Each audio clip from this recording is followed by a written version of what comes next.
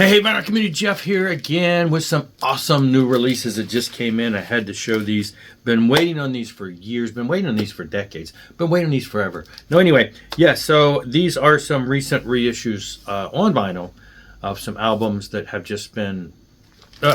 they have, I think they've been on vinyl before, but they were really hard to get. These are albums from the 80s and 90s and maybe they were only overseas. I don't know. Anyway, let's jump right into this. These three came in finally. They were pre-ordered, so I pushed them out like in, I think, February, and they got them out quick somehow. But we're talking about the reissue of the first few Believer albums. If you're not familiar with Believer, they are a thrash band. This album was like '89, thrash, pretty much straight up thrash. They tinkered with some of the things. It says on here, there's no reason why this grand effort shouldn't be mentioned right beside other masterpieces of U.S. thrash from bands like Exodus, Overkill, and Dark Angel. So yeah, anyway, it's great stuff. They put these out, just reissued these on Bombworks. Typical, got the insert and stuff here. They have two versions of these, a splatter version, which was a little more expensive, and then just a colored version, purple here, which is what I bought. I went with the straight up color rather than the actual splatter edition. Yeah, so Believer, we first got a taste of them. I had their early demo tape in 1987. It was a just amazing, raw, great sounding demo tape. And then in 1988, they came. They had a song appear on a compilation, East Coast Metal, which I also have here on vinyl. And just absolutely fell in love with that song. And then they came out finally with the full-length album in '89.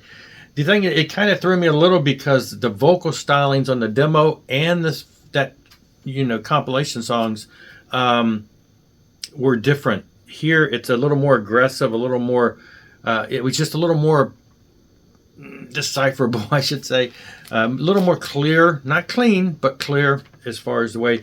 So this album took a little while of a change for me to really get into, but over the years has become classic. Have loved this album since it came out. Has been reissued on CD a couple times, but getting a copy of this on vinyl is near impossible. And so it is great that these finally were given permission to put those out. And then following suit was the second album, Sanity Obscured, from 1990. Band started a little change here. Still had the thrashy, it was still very much a thrashy aspects, but you're starting to see a little more orchestrations type stuff. There's some cello and vocals in here. They're getting a little. It's still very, very heavy, but they got some really cool instrumentation at times that really add a little extra to it. Let's see, what is this hype sticker hype about? Yeah, okay. It talks about the song I was just talking about. It's Believer's first affecting experimental combining of thrash metal with symphonic arrangements and female operatic vocals. Anyway, yes. Excellent, excellent, excellent album.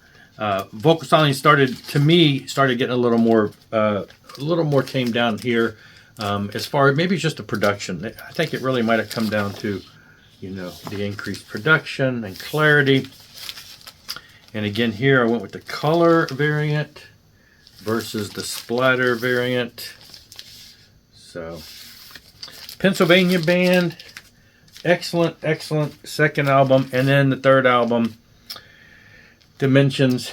This one actually is a double record set because it was that long. And again, I went with the color blue versus the actual splatter edition. I'll open this one up because it is a gatefold. Both are the same color. Gatefold here. Yeah, Dimensions. And again, they continue on with that same. They got some experimental type stuff on here, but still very much thrash here. A tech metal album. It's a masterpiece of frigid guitar tones, warped riffs, and constant tempo changes. Yeah, it's if you haven't heard these guys, they're pretty interesting, pretty I wouldn't say unique, but I'm not as familiar with a lot of the 80s and early 90s thrash scene. And so that maybe they weren't, I don't know. To me, they were very unique because they weren't like anything I was listening to at the time. So now, they also did come out on CD, and I did pick up the remastered CDs. They have been reissued on CD in the past. I do have copies of, I replaced my original ones years ago with updated editions, and then these are just totally updated. And there is gold disc editions too. I opted for the silver disc editions. They all come with the trading cards, which I've already filed away in my trading card thing. And if I'm not mistaken, it seems like the difference, the gold cards are different than the silver cards. It seems like they were unique. So I only got those great. Now these join the last two of the Believer albums. These were reissued a few years ago. Gabriel 2009 album. So the band got back together years later.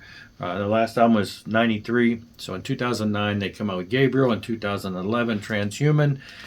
Pretty much, well, and then in 2017 they released 3 sets of digital files, 2 songs each, part 1 of 5, 2 of 5, and 3 of 5. Total of 6 songs, 2 songs each, but no 4 or 5 of 5. So we never got the last 4 songs. Not sure what happened. That was in 2017, and I haven't heard anything about them since then. So now we finally have the 5 complete albums on vinyl and CD, remastered, reissued. I guess if I don't know, somebody could take those 2017 songs and put them on a 6-song EP.